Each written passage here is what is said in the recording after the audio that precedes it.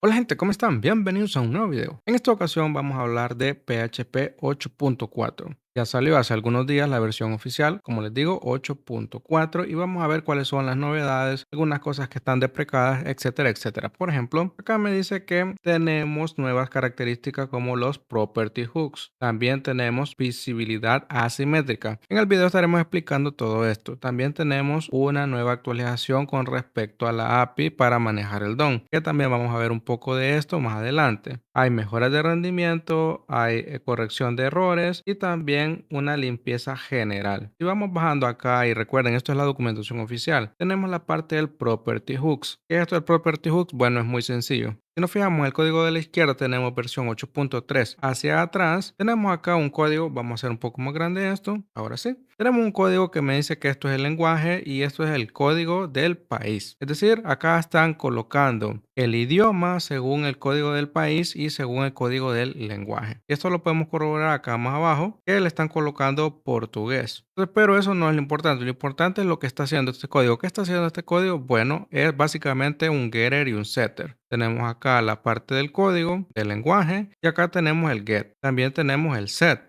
Y también tenemos la parte del código del país. El país tenemos también un get y tenemos el set. Es decir, tenemos el get o el getter para el lenguaje y para el país. Y además de lo presentado, hay otra opción para combinar tanto el código que tienen acá, el código del país, como el código del lenguaje. A la larga tenemos 1, 2, 3, 4, 5 funciones o 5 métodos diferentes para poder hacer esto. Y tenemos que también colocarlo dentro del constructor. Y para, digamos, hacerlo más corto y ahorrar tiempo y ahorrar un poco de código, tenemos esta nueva sintaxis que es el property hooks. Básicamente, nosotros podemos definir una nueva variable y nosotros dentro de esta variable podemos colocar dentro de él el set. También podemos colocar el get. Es decir, si nosotros solamente queremos colocarle el set, le podemos colocar el set. Si le queremos colocar solamente el get, le podemos colocar solo el get. Ahí va a depender de la lógica que tenga la aplicación. También podemos colocarle los dos. Es decir, en lugar de colocar todo este montón de código, en estas líneas de acá ya tendríamos resuelto ese problema. Para que esto lo vamos a ver más claro, le tengo acá un ejemplo rápidamente. Aquí tenemos el nombre y tenemos también el apellido. Entonces, para poder, en este caso, colocar una propiedad llamada full name o nombre completo, puedo definir dentro del nombre completo la propiedad get y puedo definir también la propiedad set. En este get, yo le coloco en este caso que quiero que me concatene tanto el nombre como el apellido. Y en el set solamente quiero que lo que se inicialice a través del constructor que tenemos acá, haga el explode, me lo separe por un espacio y la primera palabra que se separe me la coloque como el nombre y la segunda me la coloque dentro del apellido.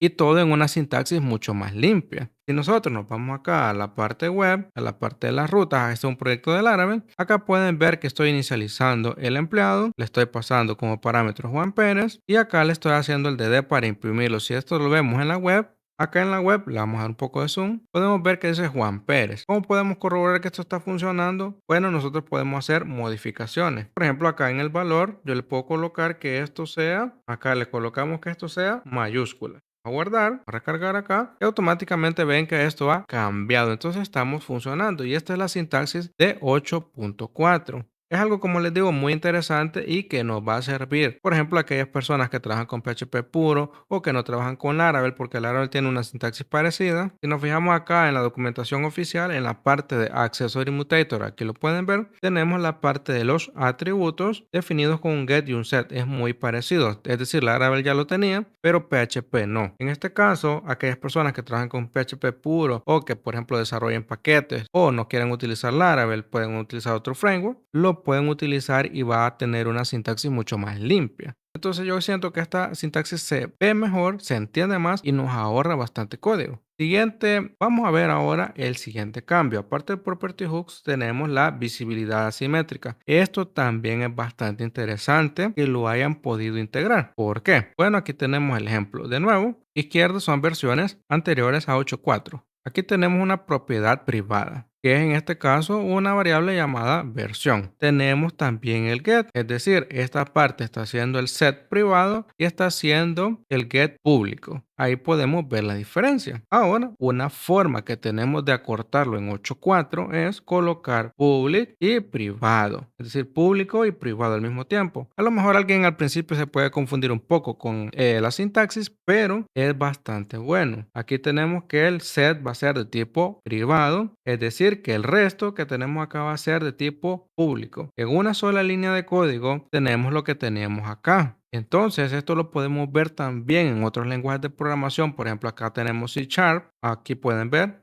guía de programación de C Sharp, y C Sharp incorpora algo muy parecido. Acá en la parte de abajo, bajar un poquito más, en la parte de control de acceso podemos ver que podemos definir una propiedad pública, en este caso el nombre, y vamos a tener el get que va a ser público, pero le podemos definir de una vez que el set va a ser privado. La sintaxis cambia un poquito, pero la idea básica es exactamente la misma. Entonces, en una sola propiedad podemos definir que algo va a ser público y a la vez privado. ¿Cuál es el chiste de utilizar esto asimétrico? Porque hay elementos que nosotros no queremos que el usuario esté manipulando directamente. Hay propiedades o elementos que queremos que el valor no se manipule. Por ejemplo, en este caso queremos que la versión permanezca como 8.3. Entonces acá podemos obtener la versión, pero no podemos manipularla. Y así hay muchos elementos. Por ejemplo, en una cuenta bancaria no queremos que la cuenta, precisamente la cantidad o el monto que tenga, se manipule directamente, sino que vamos a tener siempre un método para manipular el valor que tenga, en este caso la cuenta bancaria.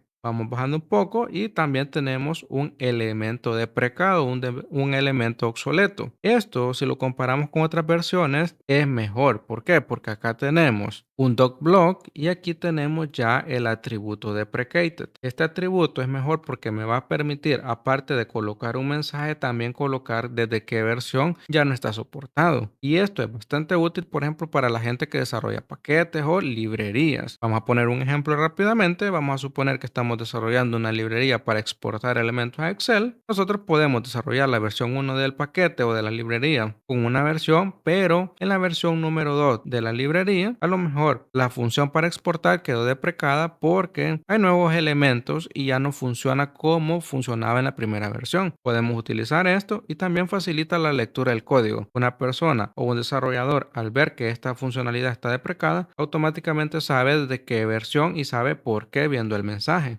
Entonces es bastante útil por ese lado. Otros cambios. Podemos ver cambios en el DOM. Parte de lo que veíamos al inicio en la introducción en la API. Si nos fijamos acá tenemos un DOM document.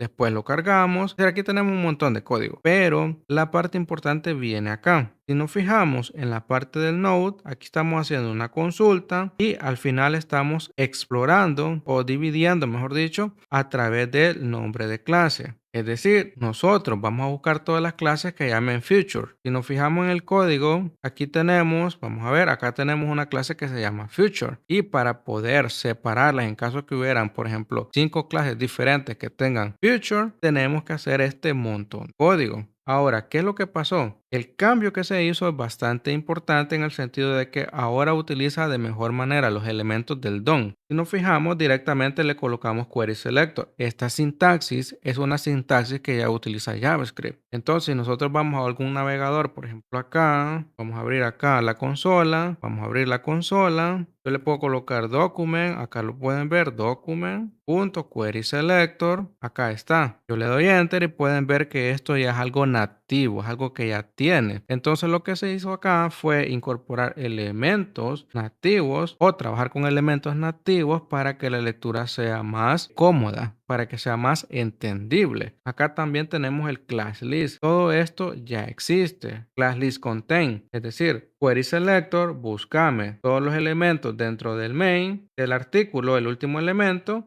que contengan la clase llamada future. En 2 líneas de código estoy haciendo este otro montón de código que tenía acá. Y también lo podemos ver aquí. Document, body, class list, contains. Y podemos apreciar que document, body, class list, contain es algo que existe. Entonces básicamente podemos ver acá lo mismo. Class list, contain. Es decir, nosotros ya podemos hacer uso de una sintaxis que está mucho más propia a cómo funciona el DOM. Y es más entendible. Y aquí les explica un poco más de cómo funciona toda esa parte. Esto también es muy importante, lo del array. Ahora tenemos nueva funcionalidad para manipulación de array. Veíamos acá que para poder encontrar en este caso todos los animales que tienen o que comienzan con la letra C, teníamos que hacer un for each, después hacer el if y colocar acá si comienza con X valor. Ahora el array find ya me está ayudando para que directamente le pase los parámetros. En este caso le paso el array y de acá le paso una función anónima donde estoy diciéndole que quiero que comience con la letra C. Entonces nos va a ahorrar tiempo y aparte del array find podemos ver el array find keys, array any o el array all. Todo esto ya lo pueden ver en la documentación. Ustedes le dan clic acá, por ejemplo, al array all y aquí les va a cargar la documentación desde 8.4 y cómo funciona, cuáles son los parámetros, etcétera, etcétera. También tenemos nuevas subclases para lo que es el driver de PDO. Esto también me parece algo muy interesante. Aquí teníamos la versión, por ejemplo, 8.3. Vamos a suponer que teníamos que colocar SQLite, conexión y luego especificar en la conexión que este es SQL Create Function. Es decir, si nosotros, por ejemplo, tendríamos una conexión en Postgres, tendríamos que colocar que es Postgres Create Function. Si tendríamos en MySQL, MySQL Create Function. Entonces acá básicamente, si nos fijamos, ya automáticamente me dice que es un elemento, un objeto de PDO SQLite, en lugar de ser solamente un PDO. Entonces al momento de hacer el Create Function, como él sabe que es de SQLite, él va a hacer la referencia a que estamos trabajando con SQLite. Automáticamente, como pueden ver en la parte de abajo, PDO, Firebase, perdón, MySQL, Postgres, etcétera, etcétera. Entonces acá automáticamente va a detectar el objeto y la función va a ser referida al tipo de base de datos. Otro cambio también es de que ahora podemos invocar elementos de una nueva clase, pero sin tener que colocar dos paréntesis. Creo que acá hay un ejemplo. Vamos a ver acá el ejemplo que tenemos en este otro artículo. Y aquí lo pueden ver. Para poder invocar, en este caso, getYourName, teníamos que colocar doble paréntesis. Es decir, un paréntesis para acá y otro paréntesis para inicializar el objeto. Ahora nos podemos ahorrar el paréntesis más externo y solamente tenemos que colocar acá el constructor, digamos. Y acá mandamos a llamar la funcionalidad o el método. Entonces nos ahorra en ese caso colocar un paréntesis extra. Tenemos también nuevas clases, nuevas interfaces y funciones. Tenemos los Legacy Objects. Hay muchas cosas interesantes. Todo esto también podemos ir viendo muchas de esas cosas acá en este artículo. Lo de la find que ya lo vimos. También tenemos una deprecación que es la parte de los valores nulos implícitos que nosotros podíamos utilizar esta sintaxis, pero a partir de 8.4 vamos a tener que colocarle, si algo puede ser nulo, colocarle el símbolo de interrogación acá para especificar que puede ser o el valor, o en este caso de un libro, o puede ser nulo. En este artículo también hay más referencias. Aquí pueden ver la lista completa, pueden ver todo lo que se ha cambiado, entonces está muy interesante. Acá en la documentación también. Estos son, digamos, los cambios más importantes. Si ustedes tienen alguna duda, alguna pregunta, me la dejan en los comentarios. Nos vemos en un próximo video. Adiós.